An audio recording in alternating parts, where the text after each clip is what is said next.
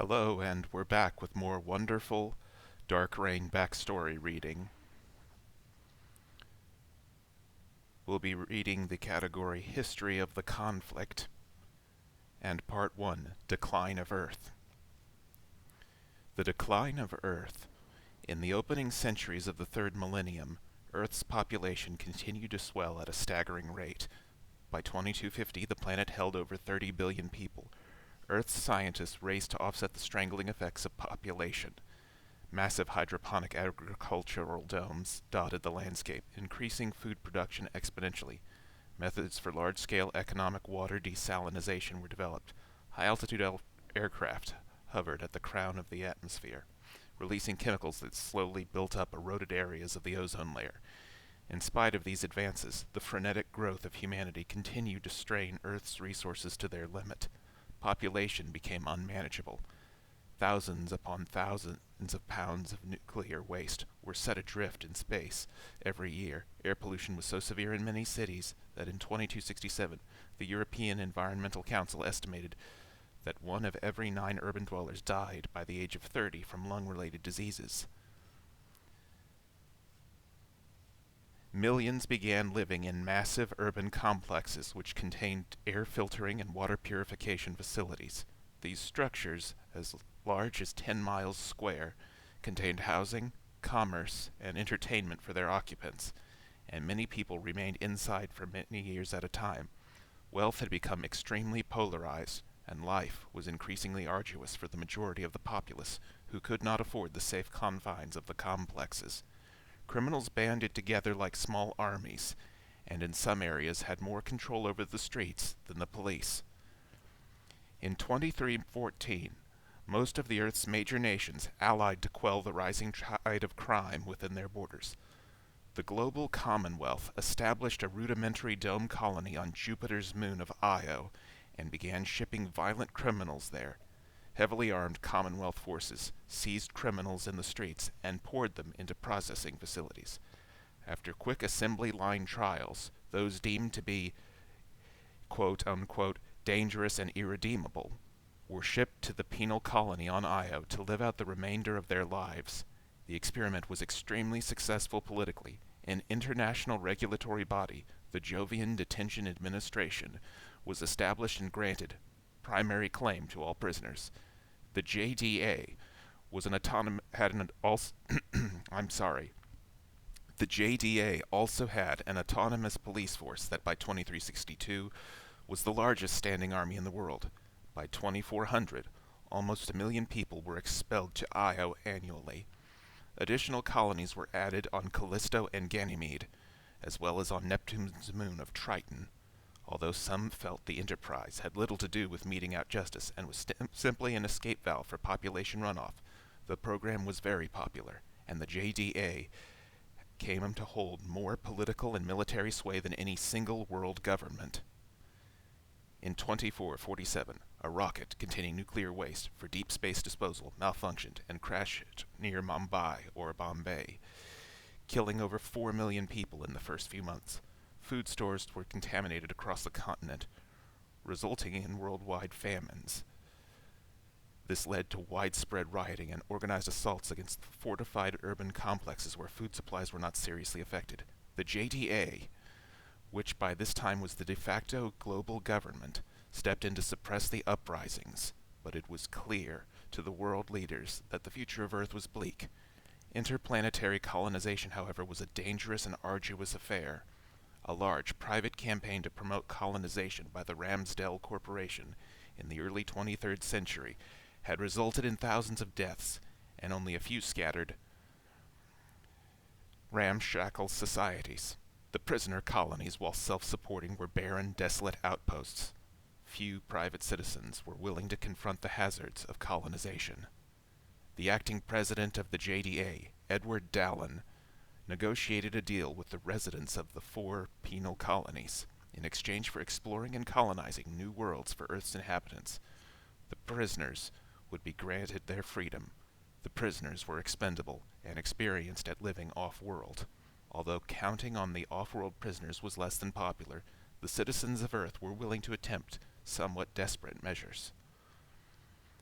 Dallin realized that control of Earth's sole implement of colonization, in addition to the political and military influence he already wielded, would place the JDA in a position of near absolute sovereignty. Dallin also had no intention of ever releasing the prisoners. He knew they would never be accepted into the societies on the Earth-based colonies, and that they were too independent and well organized to be given their own planet. They had shown surprising resourcefulness on the prison colonies. Rather than slipping into violence and chaos as expected, the prisoners had become efficient, productive communities with the limited means provided them. Edward Dallin knew this would make them able pioneers, but he also realized they would represent a threat to the JDA if ever given their autonomy.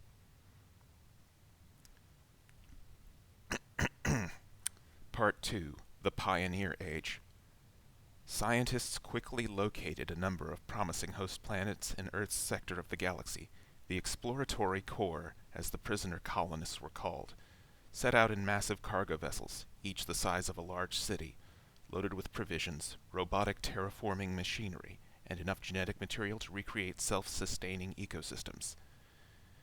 President Edward Dallin provided the prisoners with only enough water for a few years, so that if they could not prepare their planet for habitation within that time, they would perish, although some worlds proved unable to support life, and thousands of the exploratory corps died. A handful of worlds were soon ready, and the first Earth settlers began to inhabit their new homes. The corps, when finished with one planet, were picked up and transported to the next. The JDA moved into each new world and established themselves as the governing body and policing force. They assumed control of each planet's water supply and instituted water rationing. Some planets did not have large enough viable water resources to support their populations, so those worlds with excess water were required to give up their surplus. In fact, there was more than enough water, but the JDA's control of water distribution gave them unchallenged leverage over the individual governments established on each planet. The JDA began stockpiling the excess water in huge asteroid-sized storage tanks, orbiting a number of undeveloped worlds. The exploratory corps pushed deeper into the galaxy, with mankind trailing behind, seeping into every crack the core opened. Hungry from centuries of limited space and resources, the human race devoured the galaxy. Within a generation, 100 planets were inhabited. Within 2 generations, 1,000. The JDA declared itself the official galactic government and was renamed the Imperium. Although some worlds chafed at the Imperium's continued dominion over their water supplies, none defied them.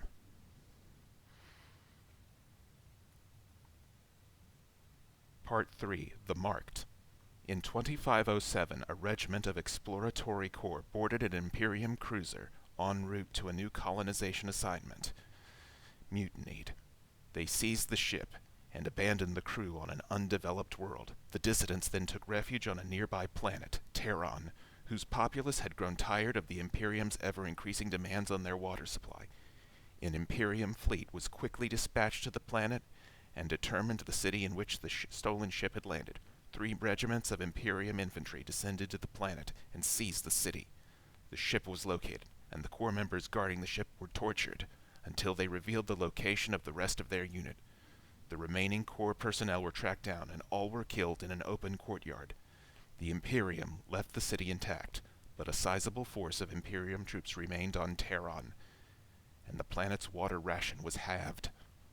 The Imperium's ruling directorate feared that similar incidents would continue to occur, and determined to institute more decisive means of controlling the exploratory corps. Imperium geneticists had been developing enzyme keys which, when injected into the bloodstream, could crack and alter the DNA code of every cell in the body in a prescribed manner. Exploratory corps personnel had been receiving periodic injections of these substances to improve their immunity to alien bacteria and other microcosmic life forms encountered while colonizing new worlds. In response to the Auran incident, a new, more ambitious strain of genetic keys was developed, which created a chemical clock in the brainstem that caused life functions to cease at the age of 25. These agents were systematically introduced into all exploratory corps members, along with the standard immunity treatments. In addition, the changes in the genetic code made the left eye of each member of the exploratory corps completely black. In this way, the Imperium could easily identify exploratory corps members and make it nearly impossible for them to escape.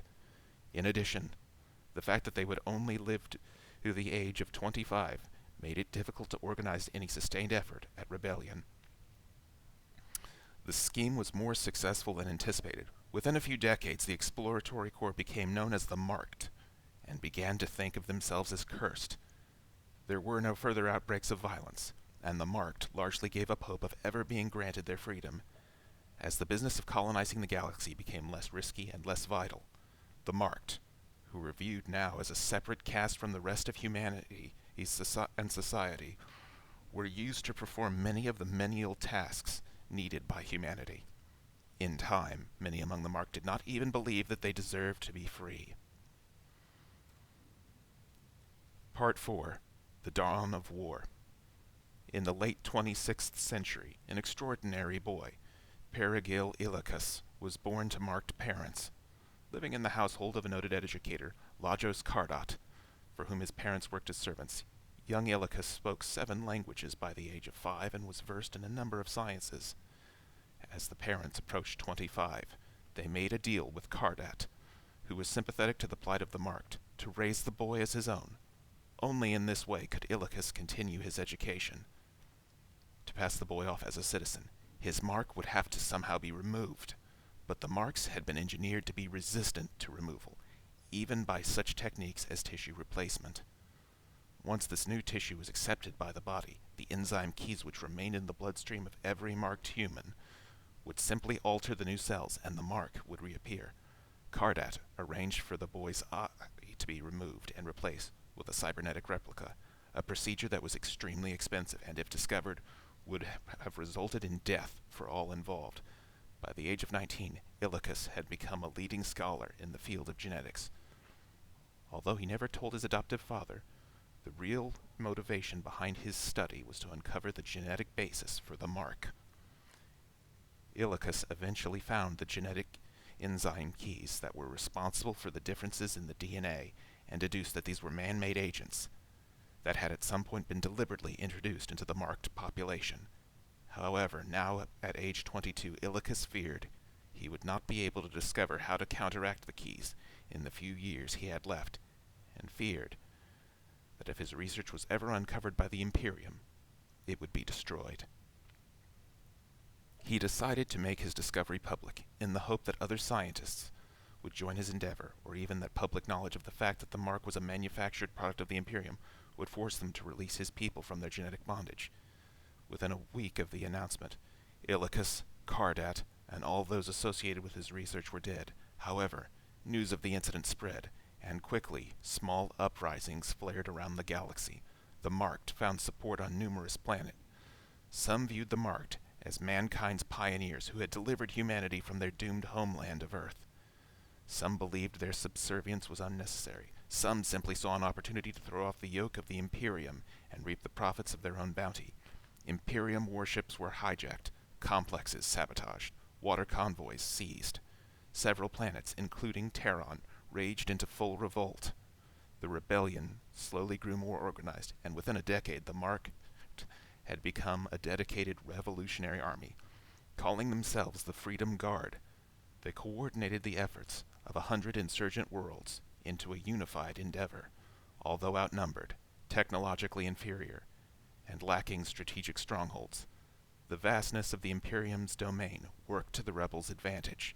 The Freedom Guard struck at strategic targets and then moved on, never facing the formidable Imperium war machine head-on. After years of trying to smother the growing tide of insurrection, the Imperium found itself facing full-fledged civil war.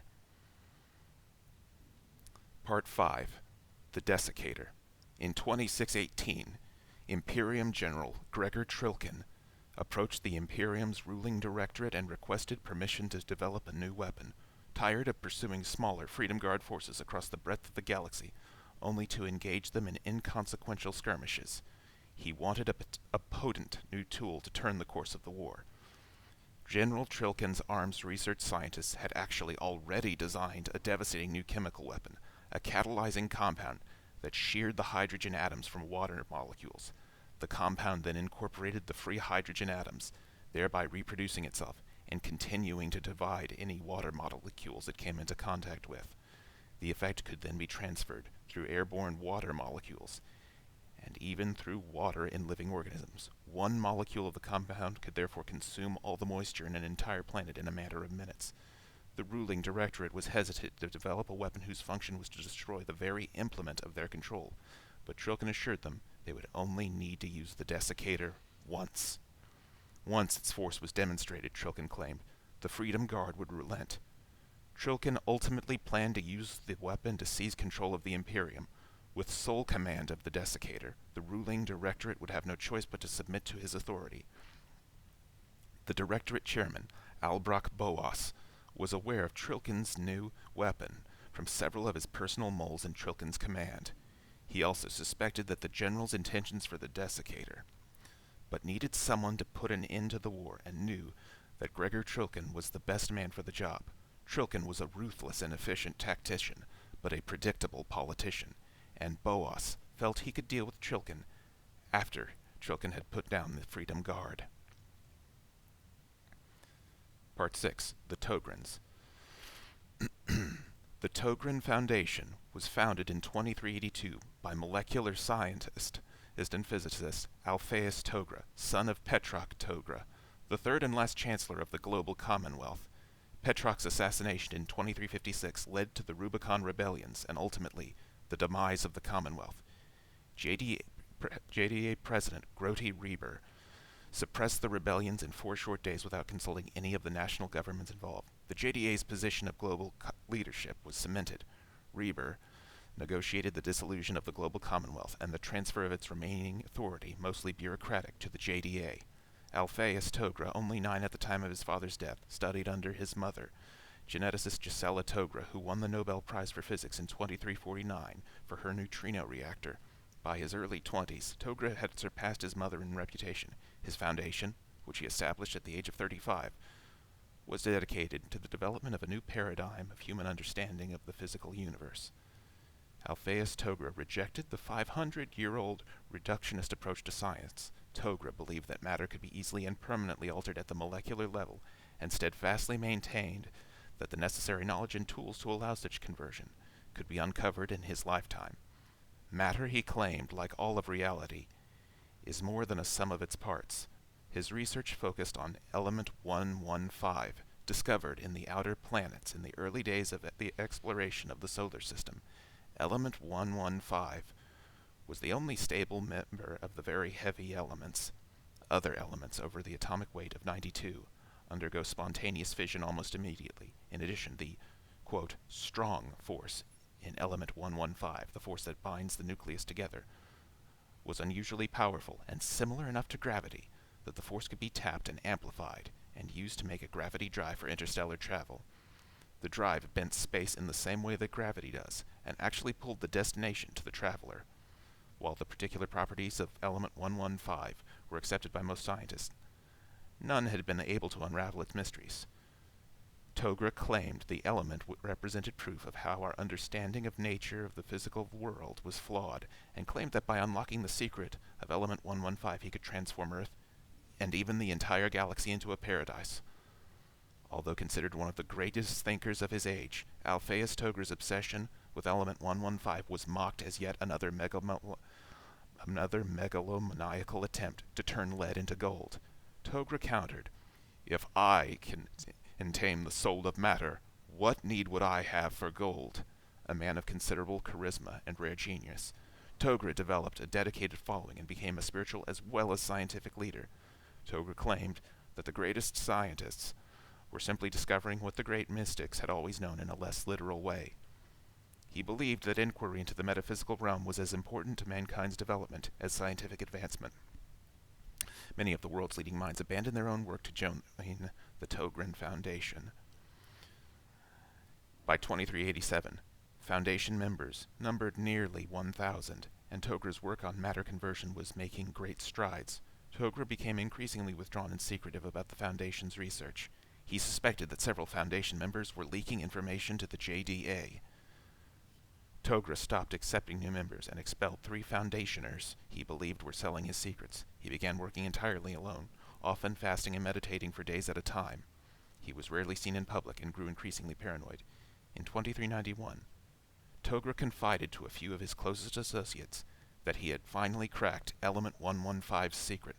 Before Einstein, it was believed that energy and mass, as well as linear and angular momentum, were each independently conserved. That is, none could be created or destroyed. Albert Einstein had shown that energy and mass were in fact interchangeable and united under a single conservation law. Through his work with element 115, Togra found that linear and angular momentum were also equivalent to mass and energy, as well as charge, quark number, and several other variables.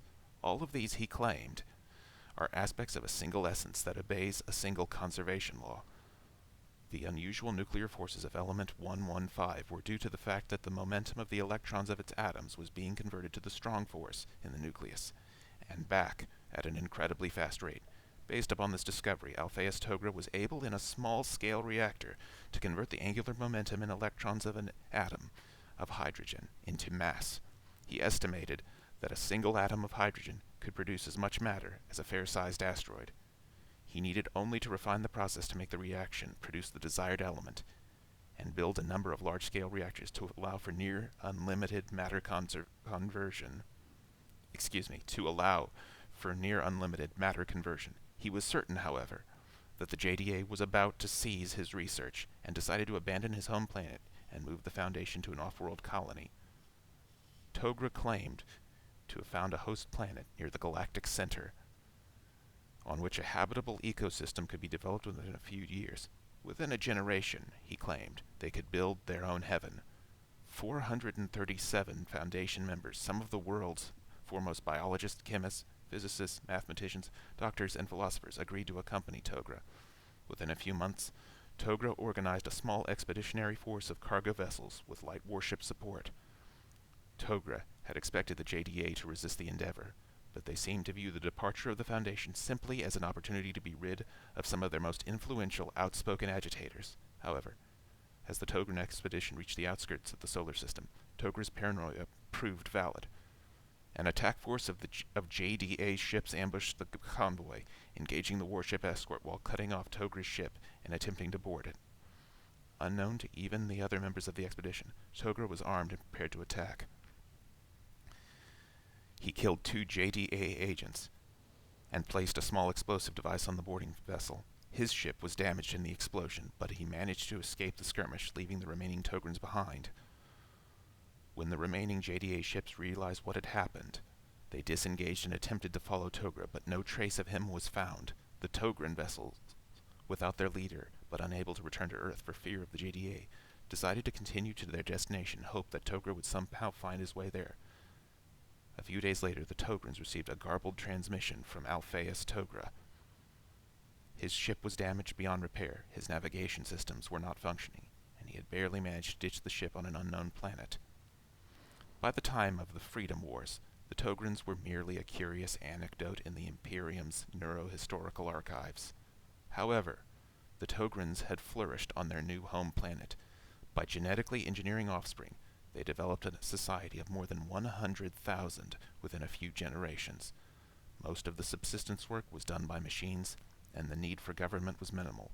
To avoid pollution, the Togrin industrial complex was maintained in massive factory vessels that orbited the planet. Togrin society grew increasingly insular and monastic. The majority of the society's resources was dedicated to scientific research, and citizens did little but work, study, and pray. With disease all but conquered, the Foundation members survived for hundreds of years, pursuing the limits of human knowledge with a dedication approaching madness. Although Togrin technology far surpassed that of Imperium worlds, the Foundation scientists had been unable to reproduce Togra's breakthrough in matter conversion. For generations, the Togrins scoured the galaxy for their lost leader, but found no trace of him. Alpheus Togra eventually rose to a mythical status in Togrin society, and his followers stopped searching for him.